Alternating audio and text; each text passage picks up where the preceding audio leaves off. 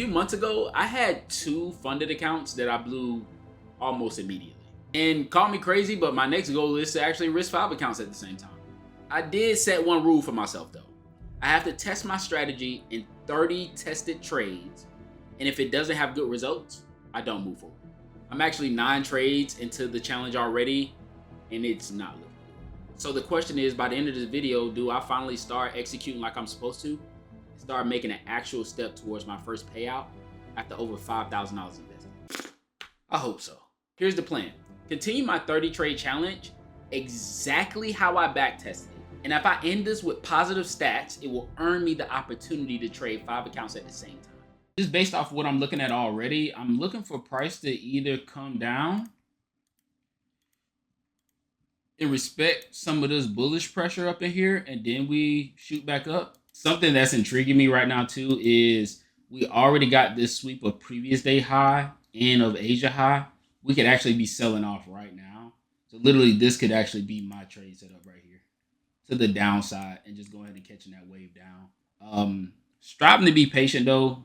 Want to wait to 930, but I will say like this would be a good selling point. We're going to be patient. We're going to be patient. We're going to be patient. Follow the plan. That thing about to sell, man. I know it. I know it. I know it. I know it. My reason for hesitating was because I said, hey, I'm going to wait till 930 to place a trade. But hear me out. Check this out. It sounds smart. It sounds reasonable. It sounds logical. Oh yeah, man. Volatility kicks in at 930. Yeah, bro. Wait till 930 open. But in my back test, I back tested 8 a.m. to 11 a.m. So in my back test, I was trading anywhere within that time zone. But yet for some reason trading live, I think I'm being disciplined by waiting till 9:30, something that I don't have data for, something that I didn't test. We would have 8. We would have 8 on this trade. And based off the daily analysis, like again, I still think that it'll probably come down here before it rejects. Might even go crazy. It might even go crazy. Might even go stupid. Might go stupid. It go right to the middle here. Ooh. We would have 8. 10R. Like 10R. Oh, we would have 8. And the fact that I said this beforehand, and it fit my daily analysis. It fit my daily analysis. I said, hey, probably gonna come down here, boop, boop, boop, reject up.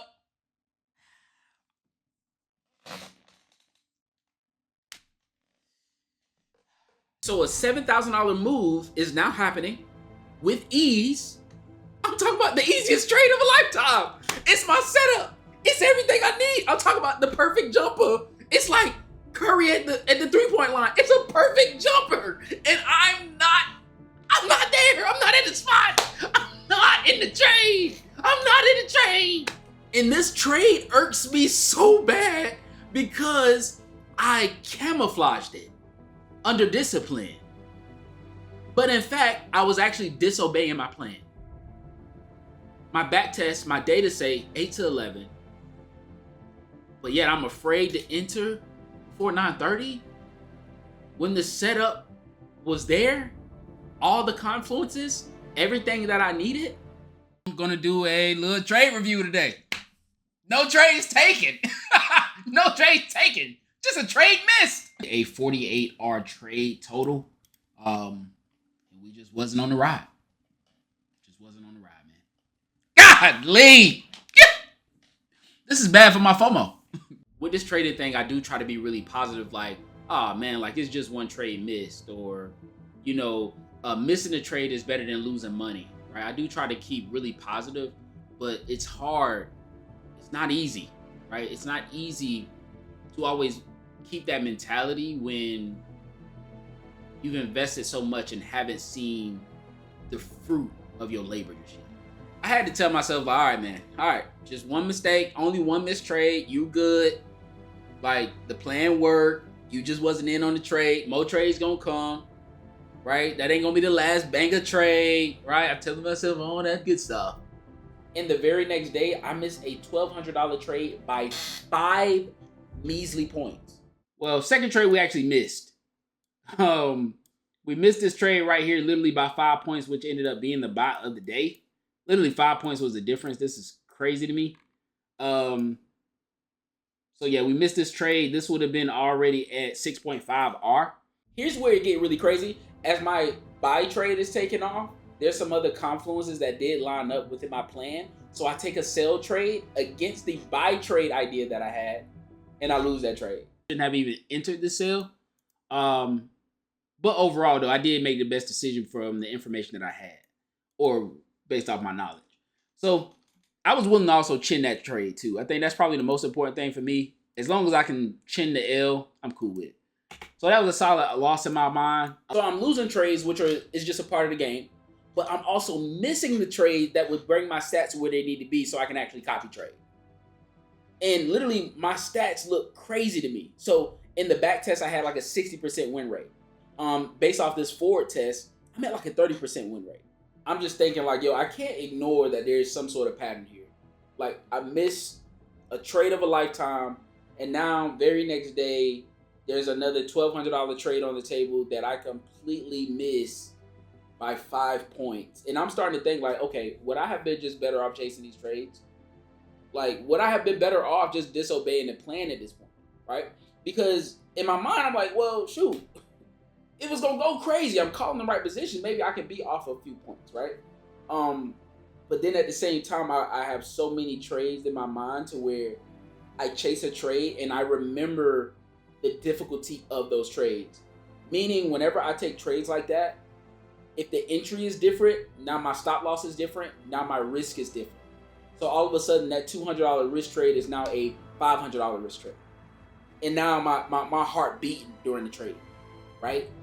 So it's really like I'm battling between making sure that I'm following this plan to the T, but also not making sure that I don't know. And I want to say that there should be some sort of discretion, but I know that there's so many mistakes that happen in discretion.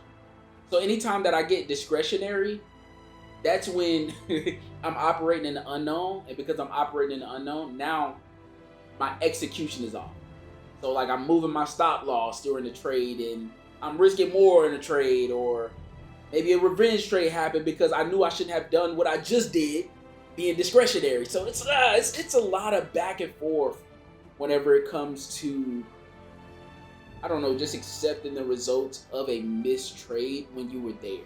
Especially because the day after this, I think this is the most egregious that it has ever gotten when it comes to missing trades. Not only did I miss the first trade, I missed the second trade and the third trade. I missed 3 moves today. I think just something like personal execution wise. And it's crazy because somebody in the chat actually was like, hey man, how can I get in this trading thing, or what's going to help me? It's that personal accountability. Like just me being to the charts late, I feel like made me miss this move. Right? Like just me being to the charts late, because this move happened literally at 9:01. I'm supposed to be to the charts at like 8:30, right? Around that time. And then this was the perfect, liquidity has already been swept. This is pre-market. Based off my strategy, I can trade like pre-market.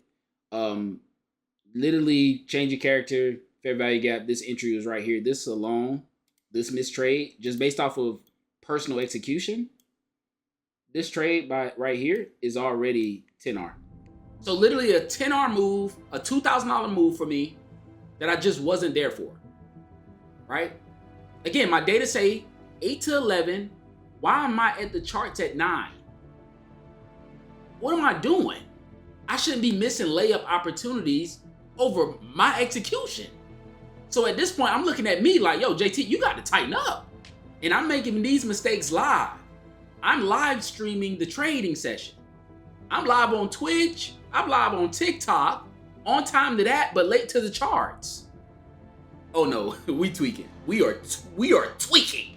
Because yes, I do want to document the journey. I do want to make some good content, but I can't mess the bread up in the process. We can't mess the bread up in the process trying to get a little content. I'm talking about I will cut this entire thing. Cut. Cut. Came down. We was already looking at this buy. Did not enter in on this buy. But this buy right here would have at least been a partial here. Right? This would have at least been a partial. Would have got stopped out somewhere around here, which would have already formed our sell bias, which was right here for this entry right here. So literally, if I had to like review all of this, like basically 3 missed trades a day. Now, don't get me wrong, we didn't lose money, but at the same time, we didn't execute everything we needed to actually make money either. So it's not the plan, it's me. And with these trades added into my stats, I feel like I would have been even more confident with being able to say, oh yeah, I'm definitely prepared. Bring me 5 accounts right now. And blame my strategy. At this point, I'm blaming you, right? Not being to the charts on time, unacceptable, bro. Like, moving the limit order, unacceptable, bro. Like, it's either you're going to be in the trade or not. So every missed opportunity really just pointed back to me. And that's actually one of the reasons why I love trading so much. Like, it's more of a personal development journey more than anything. And also, one of my biggest takeaways that really made me feel good about this whole entire challenge is the fact that I was calling the trading spots. Like, yeah, everywhere where I was saying, hey, I would want to take this trade, these were the runners. No, the execution may not be at 100% right now, but in terms of reading the charts, following the plan, I had multiple no trade days, right? So even though that I missed like 3 trades, that don't mean I took any setups. Patience was there. It also felt really good to know that I didn't attempt to enter any trade that wasn't a part of my plan. I didn't try to get in on an inverse fair value gap or order block. Like, that's not part of my back test. I really stayed patient the entire time throughout all this trading thing. I'm talking about no matter what, I either had a no trade day or only took 1 to 2 trades a day max. And the biggest thing of all, I was identifying the correct areas where the trades were running. I don't feel like I had these habits a month ago, 2 months ago, 3 months ago. No trade days? No. I got to trade every day. I feel like this week wasn't about proving if I was ready for 5 combines. This week also just wasn't about me improving my strategy or changing my strategy. This week was all about, can you be a consistent trader and execute your plan? If you end a trade and you lose, were you in a position to where you could chin it and lose without it phasing? Or even if you missed a trade, could you miss it comfortably knowing that you did everything that you were supposed to? I'm so thankful for these reflections like this because they just impact me to be able to become a better and better trader. Because today I took a trade and literally followed my plan to the T. Order filled. I'm in there. I'm in there for the buy. Chat, tell them bulls stop being scared today. Let's go to the moon. Let's go to the moon. So we down slightly, but right now we in the trade, and we look like we up, baby. Yeah. I called the right location. I entered in where I was supposed to, and I let the trade run. Now, I will say this. I ended up getting out of the trade a little too early. I didn't fully follow my trade management, but this was a good reminder of probably the main lesson, the main thing that I will always want to follow, which is follow your plan. Currently, right now, these were my stats for the replay right here. So literally 33 trades over 30 days, 20 wins, 60% win rate, 1.33 average risk to reward, and a 1.33 expectancy. And then right now I'm currently 15 trades in, 6 wins, 40% win rate, 0.40 average risk to reward, and then 0.40 expectancy. So I got 15 more trades to go. And yeah, let's see how this thing turns out.